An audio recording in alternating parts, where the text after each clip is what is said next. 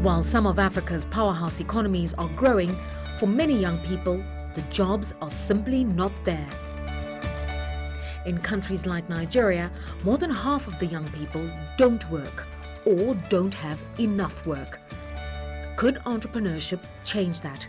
On this program, we meet 3 young Africans meeting the challenge of starting their own business, creating jobs, not just for themselves, but also their communities and beyond. Being a coffee entrepreneur is not just drinking coffee, there's a business side to it. I was young, I was a girl, and I was trying to go into the furniture business. Because by the way, we started with 0 capital, so there wasn't really any money.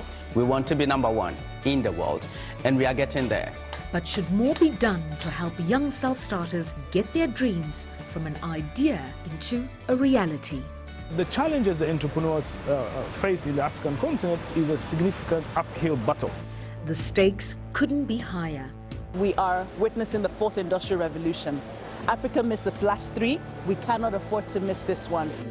And can one of Africa's most powerful businessmen make a difference to their journey? We've seen successes. We've seen hope restored in these young entrepreneurs across Africa.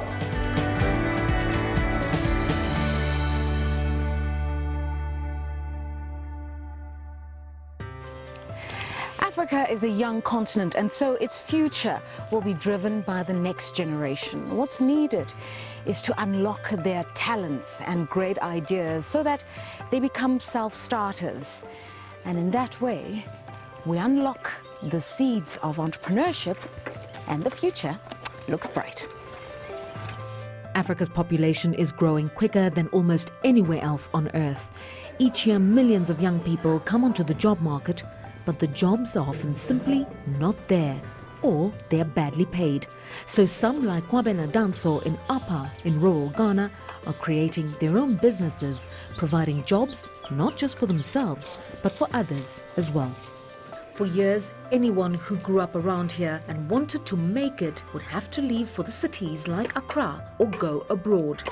Kwabena's mission has always been to create more options for everyone in his local communities. But even his grandmother thought he was mad to come back to Apa after university. Actually, it was a tough decision as a child brought up in the rural community by your poor grandmother. And then after you having the chance to go to university, you want to come back to the village where there's limited opportunities. But for me, I really felt like there needed to be something, there needed to be a change, there needed to be development. He worked hard running award-winning schemes to improve chances for local children and women. But he was looking for a way of financing his projects himself. He met an American inventor who was in the area looking for bamboo to make bicycles from. It was 2012, and his business was born. It was an immediate hit. We had a huge demand, some from Holland, some from the US, but we didn't have the capital to even produce. So a lot of time people had to keep on, the lead time for people to get their products was very long. People really loved the product, it was quality, people loved it, but we couldn't deliver as people wanted. This is the source for Boomer's bicycles, bamboo that just grows naturally along Ghana's many waterways. It could also be a metaphor for African economies at large, that when nurtured, they grow strong and multiply. This also says something about the natural ecosystem here, because for the first time, through these bicycles, rural communities now have sustainable livelihoods. When Kwabena started, he had 3 people working on the bikes. He battled his way to a sustainable business, and today there are 40 employees. As well as those workers, Boomers buys their bamboo from 20 local farmers and has plans to expand further into the local community.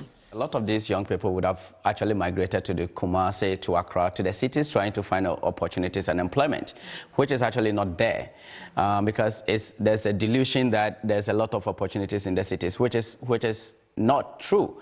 And so I'm happy that these young people are finding their jobs here, and are happy with creating, supporting their families, creating their assets, and being able to live comfortably within their community and be able to be empowered economically. Boomers Bikes is one of thousands of businesses which have been supported by the Tony Elumelu Foundation. Set up by one of Africa's more prominent businessmen, it gives entrepreneurs that it believes in $5,000 of seed money. Also, they are given online training, mentoring and access to a network of thousands of other alumni. With youth unemployment coming in as high as 80 and 90% in many African countries, helping young entrepreneurs create jobs for themselves and their peers could not be more important. We believe in democratizing luck and institutionalizing opportunity. And that is why we play at the bottom of the pyramid. We have told entrepreneurs across Africa, even if you have only an idea, we will invest in you because we believe your ideas can transform Africa. Lagos is the beating economic and cultural hub of one of Africa's biggest economies. You can find many entrepreneurs here seeking to make their name. In cities across Africa, entrepreneurs are coming together and finding support. From a standing start a decade ago, this year there are 618 so-called technology hubs supporting entrepreneurs across the continent. Each one typically provides co-working space and opportunities for support and give a sense of a new entrepreneurial drive. But the pressing need for these is stark. The World Bank projects that over 40 million jobs need to be created in Nigeria by the year 2030 in order to sustain a growing and youthful workforce.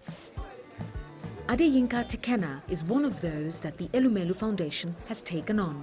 She couldn't understand why Kenya was always Africa's famous coffee producer when she knew that her home country of Nigeria could deliver just as strongly on the double espressos.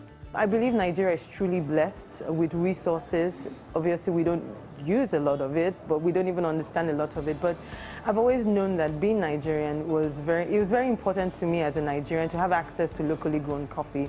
Having lived abroad before, I realized that we have treasures hidden back in our own backyards. Why are we not using that?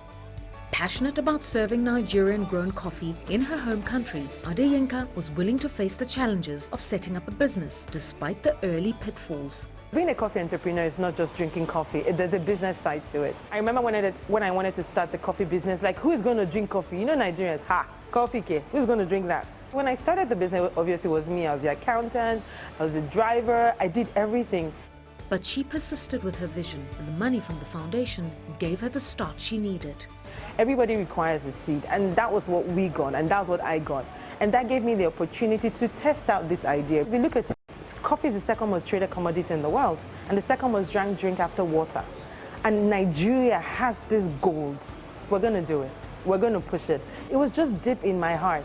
And then look at it today, from a simple idea, it's now a growing tribe. It's a growing movement. Today, Happy Coffee is made up of 2 coffee shops and 2 mobile coffee units which cater at events and weddings. And most importantly, 13 people are directly employed at the company. And those local coffee growers have a dedicated and regular customer base. 25-year-old Jumoke Dada is another Nigerian who wanted to use the country's resources to create her own business. A trained architect, she ditched an internship to go it alone and pursue a vision of locally made furniture using local materials and, most importantly, championing African style. One problem though, she didn't have the money. Initially, it was very challenging because most of the funds had to come from me. My parents weren't supportive of the whole idea because I was young, I was a girl, and I was trying to go into the furniture business. But later on, I started hearing about ways in which you can finance it. Because by the way, we started with 0 capital, so there wasn't really any money. Luckily, some customers liked her design so much that they paid upfront so she could make her first few pieces. She had tapped into something that the market seemed to want. One of the major issues we have in this part of the world, and I think it's spread out to Africa as a whole, is most furniture being used in homes in spaces are majorly imported. So it's kind of hard finding good premium furniture locally made by local guys using our own local resources. So I took it up as a challenge because I felt it would be something interesting to delve into that line, even though there is an option for me to import. But like, let's just try and explore. Let's see how it goes. The exploring paid off. Today, 10 people work for her company. She has another 20 contractors who help out when the orders come in. And so, all 3 are growing their business. When we come back, we find out about the challenges they faced. We've never gone to the banks. After these grants came in, we did the rest of the job with our profits. And why success means so much to the new generation.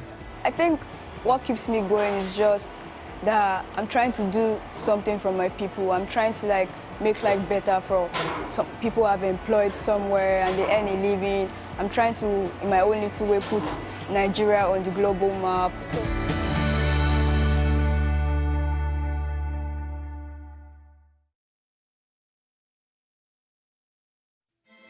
Most people think that Huawei has come from nowhere. Mr. Ren, the founder, lived through a very difficult time in China's history, which included famine, being made redundant from the army. 74岁创造这个华为的时候，应该是任何经验都没有。Huawei basically started very, very small. 1987, Shenzhen, in an apartment. 我找了几个人集资，这里面没有任何国家一分钱。任总呢，总是拿着一个大茶缸，做很多讲话，就是我们要3分天下有其一。你卖得很好了以后，他们也不供货了，就把我们逼到我们必须自己做我们的通信产品。It fit perfectly what was needed at that time to become one of the biggest telecom companies in the world.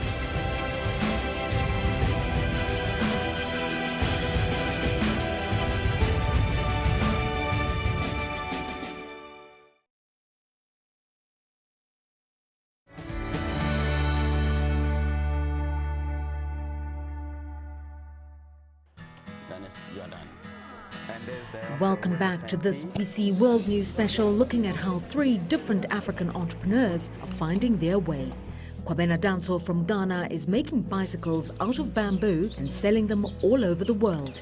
Adeyinka Tekenah is championing homegrown Nigerian coffee in her stores, and Jumoke Dada is making African furniture out of local raw materials for a new generation of consumers to use.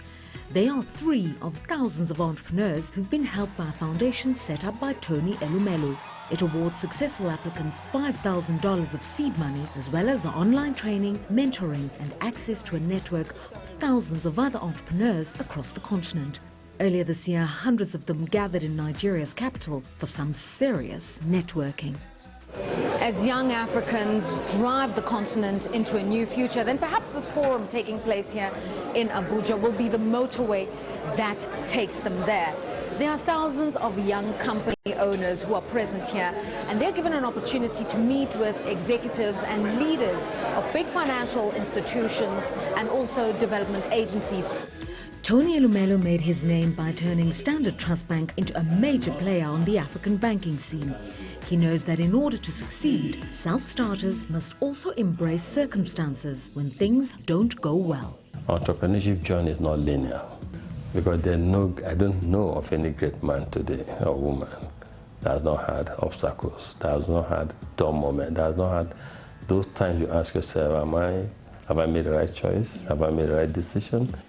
In countries such as the United States, failures by entrepreneurs are seen as essential on the long journey to success.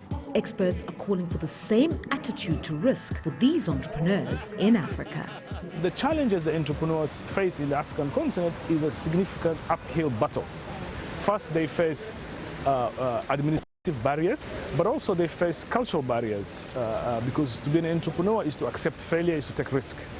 And that is not necessarily something that we do very well.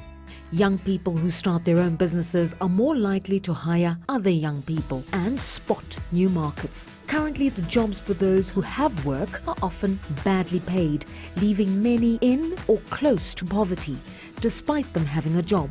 But through entrepreneurship, the potential for Africa's bulging youth population to transform the continent is massive.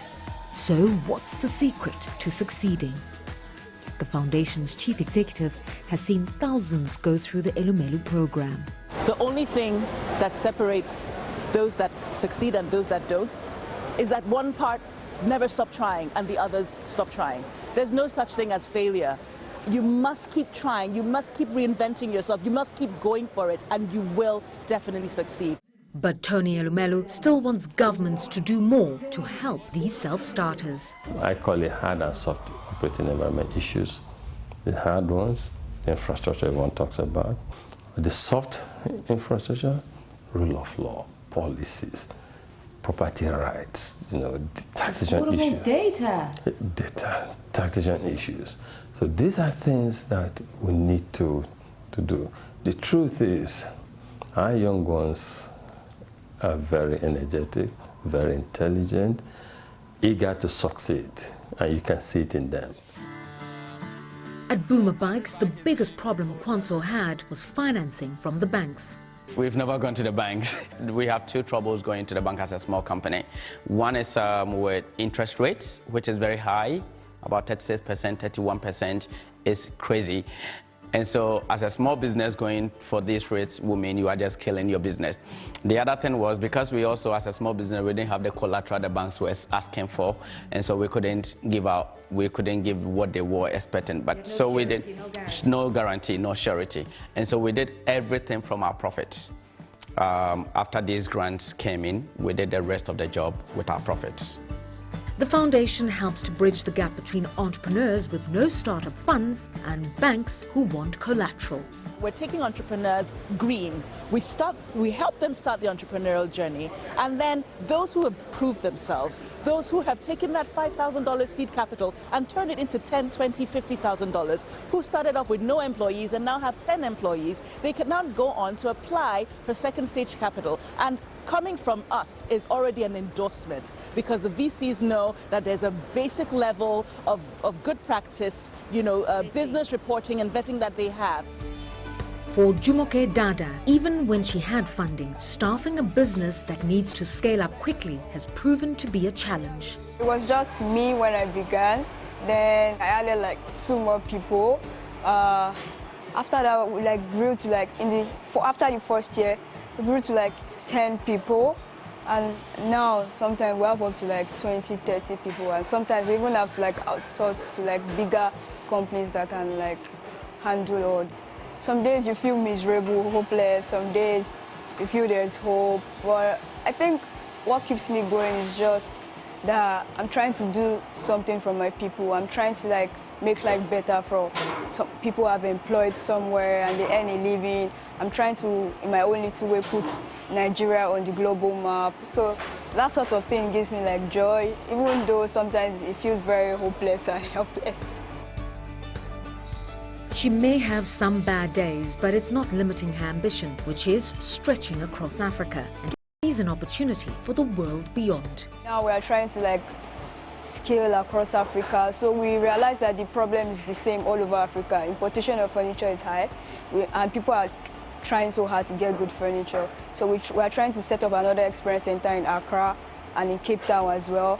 And hopefully we hope to transfer the African spirit to other parts outside Africa as well. So we are hoping later in future we set up our experience center in places like UK and US, where we have a lot of black people, so they can have a feel of, because apart from it's just beyond we doing just furniture, because part of the things we do is to try to incorporate a lot of African elements into it so that a lot of black people can feel, because it's one thing you have furniture in your house, it's another thing you have this emotional attachment to it because you see elements of your roots in it.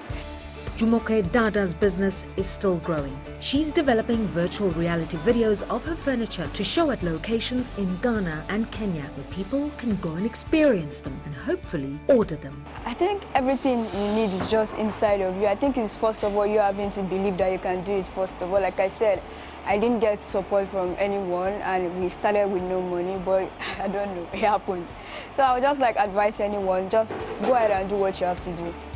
For Adeyinka Tekenah, the future is also about expansion. She's going to open 2 more coffee shops in Lagos, bringing the total to 4. Eventually, she's hoping to build big and list on the stock exchange. Only African entrepreneurs can sustain this continent, and that is what I truly believe. And I know that it will be built on the backs of entrepreneurs like myself. We're plagued with many things, lack of resources, infrastructure. We know all of these things exist, but I know that within us, there's a lot of creativity, there's a lot of resilience. I also know that we really just don't have a lot in our hands based on what our government is willing to provide for us. But I believe that as we build this ecosystem from within, we will begin to see solutions to the challenges that we face as a nation. And for Boomer bikes, after selling across Europe, they're now targeting new markets in North America and Australia, all with an eye on growing the business and creating more jobs. Also, they've just opened a school for hundreds of local kids. Currently, we are launching an educational institution which is going to actually provide education, high quality education for over 1,000 kids. For me, I get up every day looking into the futures, looking bright. Though I feel there could be downturns, but every day I feel optimistic because I look at where I started from and look at where I'm going.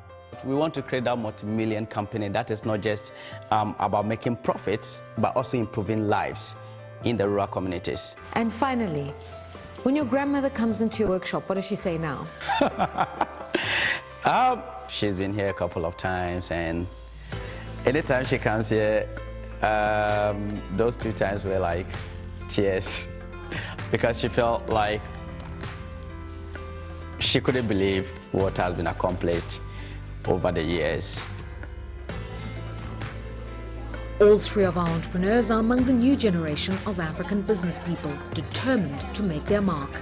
Their success could also be critical for the continent as a whole. We are witnessing the 4th industrial revolution.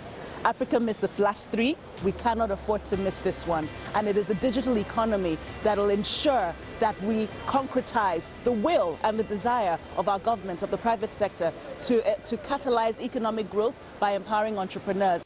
The truth is, there's no science about entrepreneurship and success. You can support 1 million people and you don't record 2 or 3 successes. And actually, it's not the quality of your idea that makes you a good entrepreneur. And the market must be right, the operating environment must be right for you to succeed. Delivering the right operating environment for success could not be more critical if entrepreneurs are going to add a shot in the arm to Africa's economic prospects and create the jobs that people need. Global surveys suggest that in Africa, people view entrepreneurs with more positivity than anywhere else. And yet Africa is the region least supportive of entrepreneurs. When you see so many young budding entrepreneurs gathered in one place, it really gives you a sense of their level of enthusiasm and their determination to succeed. Now, what separates each individual from the other are the ideas that they have, but also geography.